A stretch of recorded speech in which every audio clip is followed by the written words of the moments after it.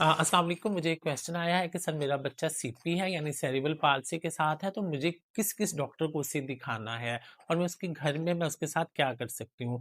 तो मैम उसमें जो उसका मेन का जो आंसर बनता है वो ये है कि अगर सबसे बच्चा अगर छोटा है तो आपके जो आपके शहर में जो भी पेडियाट्रिशियन है यानी जो बच्चों का डॉक्टर है, एक तो आपने उससे बच्चे को ज़रूर दिखाना है।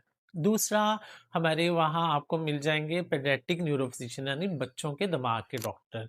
सेकंड आपने हमारे जो बच्चों के जो दिमाग के डॉक्टर होते हैं, उन्हें भी बच्चे को ज़रूर उनके पास भी लेकर जाएँ।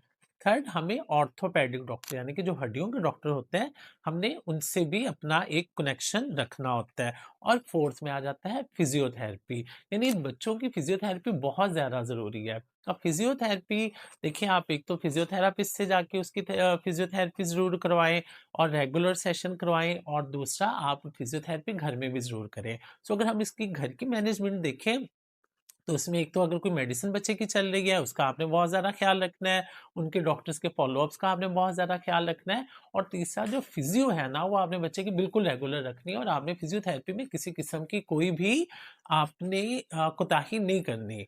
मोहम्मद उस्मान समी signing off. Thank you so much.